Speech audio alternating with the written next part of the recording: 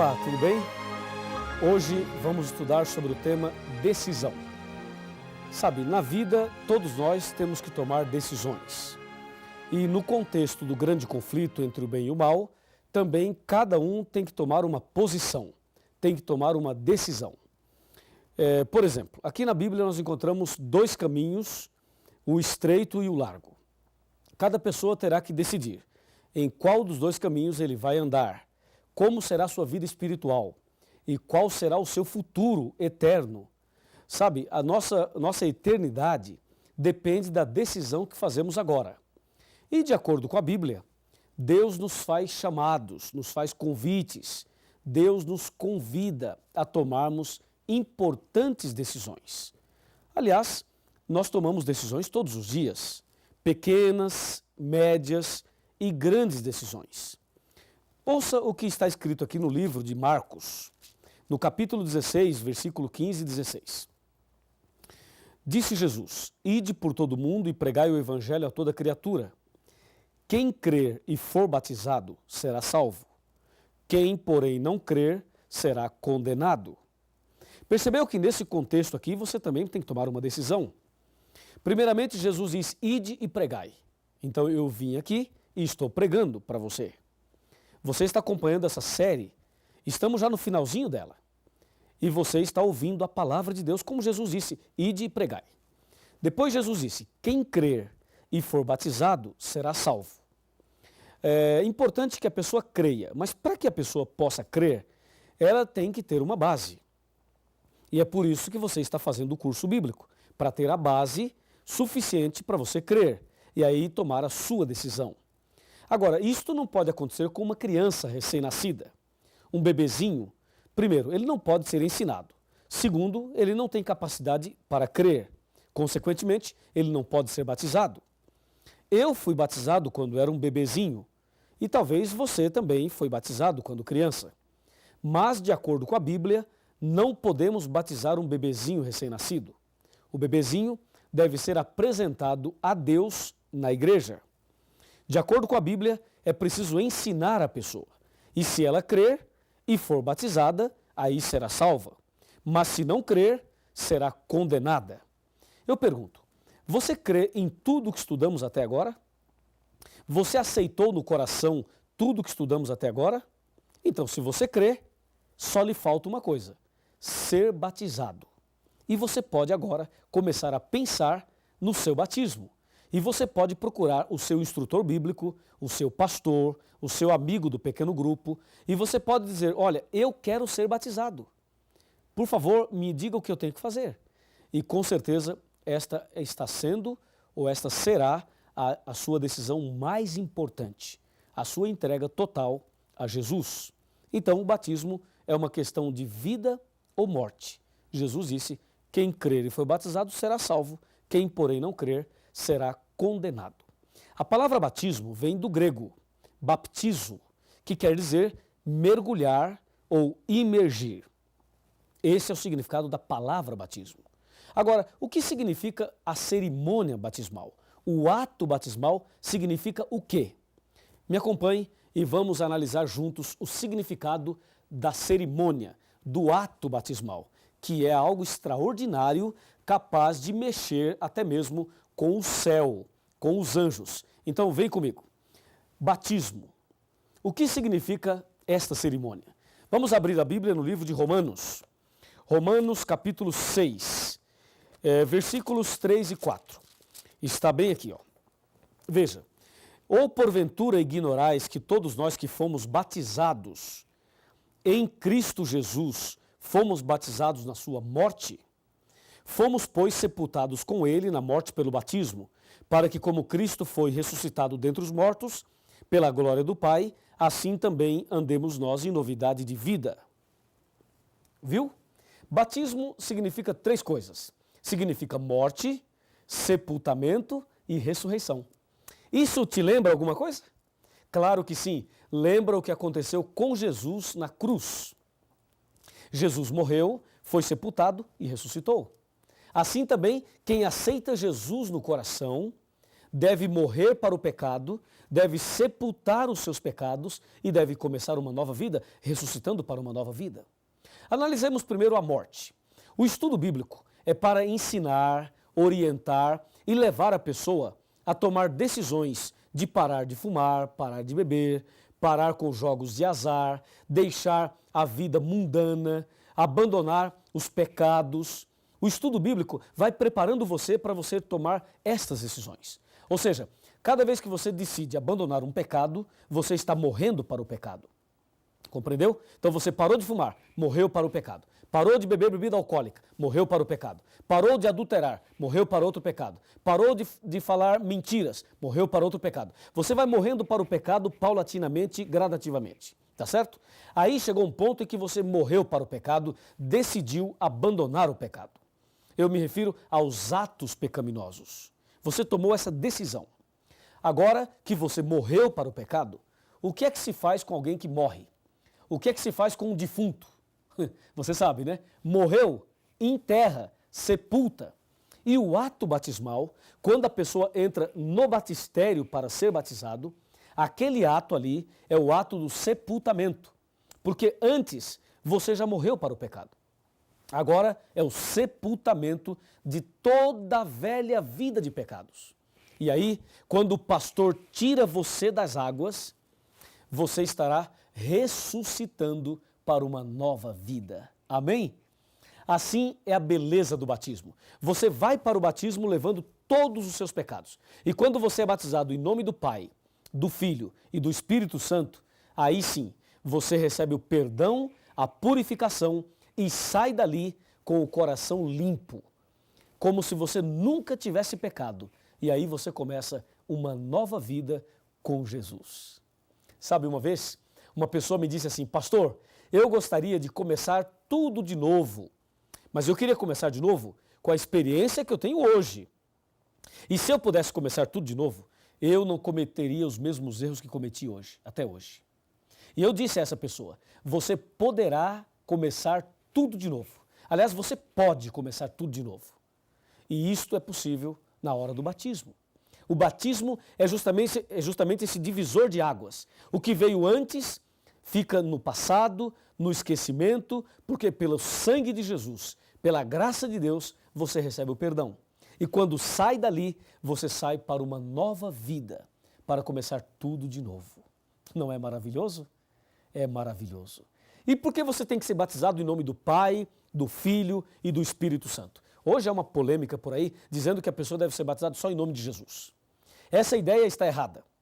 O batismo deve ser em nome do Pai, de Deus, em nome do Filho, Jesus, e em nome do Espírito Santo. Por quê? Porque o Espírito Santo é aquele que pega você na sarjeta espiritual, na lama do pecado, na ignorância, na dúvida. O Espírito Santo pega você perdido. Ele toca o seu coração, ele abre a tua mente, ele te leva ao estudo bíblico, ele te leva a tomar decisões e ele te leva a Jesus. Aí Jesus pega você e te justifica pela justiça dele e te abençoa e intercede por você diariamente, porque foi ele que morreu por você. E aí Jesus te apresenta ao Pai, de maneira que um dia você voltará a refletir a imagem e a semelhança de Deus. Por isso o batismo é em nome do Pai, é em nome do Filho e é em nome do Espírito Santo. Por esta razão. Assim, o batismo é uma bênção. Jesus, uma certa ocasião, conversou com um homem chamado Nicodemos. Nicodemos questionou Jesus à noite. E a pergunta de Nicodemos foi: Senhor, o que devo fazer para ser salvo? Na verdade, Nicodemos não usou essas palavras, mas o seu coração dizia exatamente essas palavras. Veja, havia um homem chamado Nicodemos, um dos principais dos judeus. Ele era um fariseu. E diz: de noite foi ter com Jesus e lhe disse: Rabi, sabemos que és mestre vindo da parte de Deus, porque ninguém pode fazer esses sinais que tu fazes se Deus não estiver com ele. A isto respondeu Jesus: em verdade te digo, que se alguém não nascer de novo, não pode ver o reino de Deus. Perguntou-lhe Nicodemos: como pode um homem nascer de novo sendo velho? Pode porventura voltar ao ventre materno e nascer a segunda vez? Respondeu-lhe Jesus: em verdade te digo, que quem não nascer da água e do Espírito não pode entrar no reino de Deus. Isso está em João, capítulo 3, de 1 a 5. Você percebeu que Jesus foi categórico. Ó Nicodemos, se você não nascer de novo, não pode ver o reino de Deus. Depois Jesus foi mais enfático e disse, quem não nascer da água e do Espírito não pode entrar no reino de Deus. Eu pergunto a você, você quer entrar no reino de Deus? Então diga em voz alta, diga sim, eu quero. Se você quer entrar no reino de Deus, você precisa nascer de novo, da água e do Espírito. A água é o batismo e do Espírito é uma nova vida pelo poder do Espírito Santo. É isso, essa deve ser a sua decisão. Essa deve ser a minha decisão. Essa deve ser a nossa decisão. E aí você deve estar perguntando, pastor Luiz, mas eu já fui batizado numa outra igreja, eu já me batizei nas águas em nome do Pai, do Filho e do Espírito Santo. E aí? E aí, pensa bem, quem era Nicodemos? Nicodemos era um líder religioso. E Jesus disse a ele, você tem que nascer de novo. Sabe, meu irmão, se batismo é morte para o pecado, eu pergunto, o que é pecado? Pecado é a transgressão da lei. 1 João 3, verso 4. Se você já se batizou, mas numa igreja que não aceita a lei de Deus, não aceita os 10 mandamentos, então você não morreu para o pecado. E se você não morreu para o pecado, não poderia ter sido sepultado nas águas. Porque se alguém sepulta uma pessoa que não morreu, acontece um assassinato espiritual. É preciso então morrer para o pecado, ou seja, aprender a verdade sobre os 10 mandamentos. Aí, se você sabe a verdade e morre para o pecado, então a pessoa que morreu pode ser sepultada. Se você foi batizado numa igreja que não aceita os 10 mandamentos, quero te dizer agora, em nome de Jesus, necessário vos é nascer de novo. Ou seja, você precisa ser batizado. E se você um dia se batizou e abandonou a fé, abandonou a igreja e voltou para o pecado, e agora você está voltando para os braços de Jesus, eu vos digo, em nome de Jesus, necessário vos é nascer de novo. Você precisa fazer um concerto com Deus e ser rebatizado para começar hoje mesmo uma nova vida. Assim, o batismo traz alegria. Alegria para nós e alegria para Deus também. Veja agora a parte final desse estudo. Me acompanhe. Eu convido você a abrir a sua Bíblia agora e analisarmos Lucas capítulo 15. Vamos lá? Lucas capítulo 15. Nós vamos ver o versículo 7 de Lucas 15. Está bem aqui, ó. Lucas capítulo 15, versículo 7. Achou? Veja lá. Diz assim, digo-vos que assim haverá maior júbilo ou alegria no céu por um pecador que se arrepende, do que por 99 justos que não necessitam de arrependimento. Viu? A palavra de Deus diz que há alegria no céu por um pecador que se arrepende. Sabe por que Deus faz uma festa no céu? Porque o sangue de Jesus foi derramado na cruz por você. Quando você o aceita, se entrega, toma esta decisão, então fica claro que no grande conflito, a sua decisão foi ao lado de Jesus. E por isso é feita uma festa entre os anjos.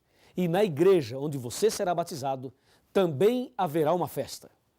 Somente uma pessoa fica triste quando você toma a decisão pelo batismo. É o diabo, Satanás.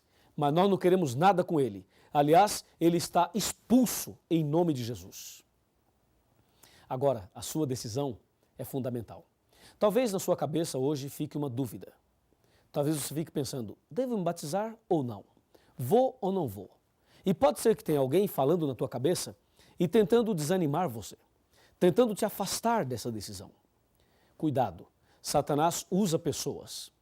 Satanás usa até líderes religiosos. Satanás usa pessoas da família da gente. Ele usa pessoas que você gosta muito, para que essas pessoas venham e digam a você, não se batize. Quero dizer que esta voz não é a voz de Deus. Deus está chamando você. Ele fala, vinde a mim, todos que estáis cansados e oprimidos, e eu vos aliviarei. Ele diz também, eis que estou à porta e bato. Se alguém ouvir a minha voz e abrir a porta, entrarei em sua casa, cearei com ele e ele comigo. E diz mais: hoje, se ouvirdes a sua voz, não endureça o vosso coração. E aí? Qual é a sua atitude? Qual a sua decisão? Eu quero terminar contando uma história. Uma história muito interessante. Me acompanhe nessa história. Essa história vai ilustrar exatamente tudo isso que estamos estudando hoje. Era uma vez uma escola onde tinha uma professora e um professor muito inteligente. Esse professor, que tinha uma capacidade extraordinária, ele era tão inteligente que ele conseguia até adivinhar o que o aluno estava planejando. E um dia a classe se reuniu para pregar uma peça no professor e tentar provar que ele não era tão inteligente quanto parecia. Aí um aluno pegou um objeto e colocou na sua mão. Escondeu as duas mãos assim para trás e disse: professor, o senhor é tão inteligente assim? Então hoje faremos um teste, um desafio. Se o senhor é tão capaz, diante da classe, me diga o que eu tenho aqui na minha mão.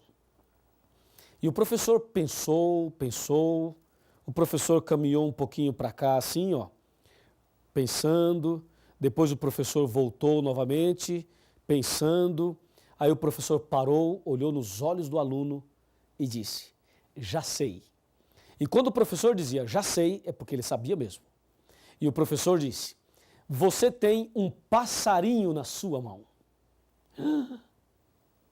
Acertou, pensou o garoto. A sala toda suspirou. Era um passarinho mesmo. Que professor inteligente. Mas o garoto continuou com as mãos para trás e disse: professor, o senhor acertou, é um passarinho. Mas a história não termina aí. Eu quero que o senhor me diga agora uma outra coisa. O passarinho está vivo ou morto? Perguntou o garoto. E ele se armou, se preparou e pensou de si para si: se o professor falar está morto, eu digo não, está vivo. Mas se o professor diz está vivo, eu mato aqui atrás e digo não, está morto. Então agora não tem saída. Vai, professor, diz aí, está vivo ou morto? Perguntou o garoto. Ele estava muito feliz, com a certeza de que iria conseguir deixar o professor numa situação difícil. O professor novamente abaixou a cabeça, pensou, andou um pouquinho para cá. Depois esse professor voltou para cá, pensando um pouquinho mais. Aí o professor parou, olhou nos olhos do garoto e disse: já sei. E quando ele dizia já sei, é porque ele sabia mesmo. E o aluno falou: diz aí, professor, então fala, qual a resposta? E o professor disse: querido aluno e querida classe, se o passarinho está vivo ou morto, eu não sei. Mas uma coisa eu sei: a decisão está nas suas mãos.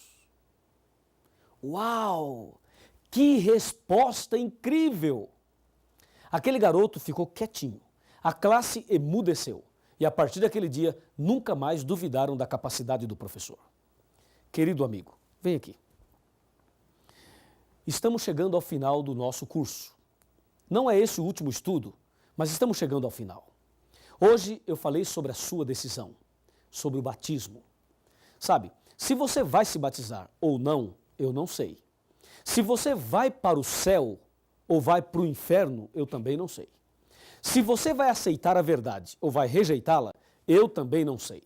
Se você é sincero ou sincera de coração ou não, eu também não sei. Mas uma coisa eu sei: a decisão está na sua mão. Você decide, você escolhe. E eu já sei qual é a sua decisão. É a mesma minha. É a decisão de ser batizado. Então procure a Igreja Adventista do Sétimo Dia. Peça para marcar a data do seu batismo. Faz a sua ficha de batismo. E diga: eu quero me batizar. E haverá uma festa no céu. E haverá uma festa na terra pela sua decisão. Amém? Eu vou orar agora pela sua decisão.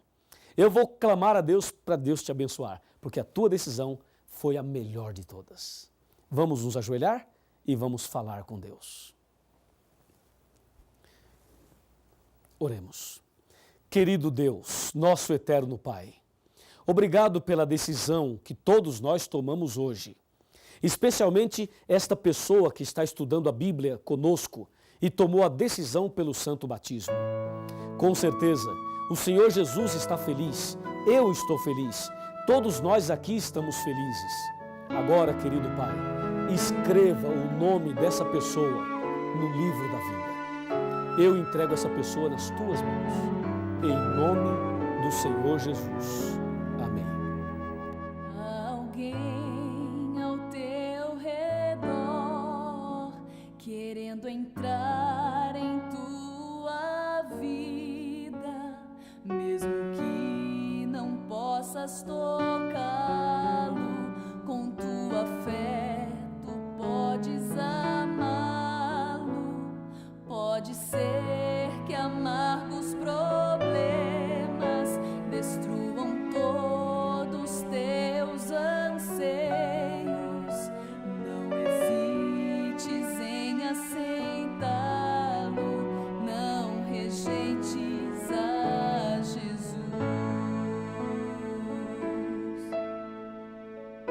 Então feche os teus olhos, erga os braços para Jesus. Ouça a voz do coração, sinta o toque do perdão. Então feche os teus olhos, traga tudo aos pés da cruz. Com amor, muito amor, dê uma chance a Jesus.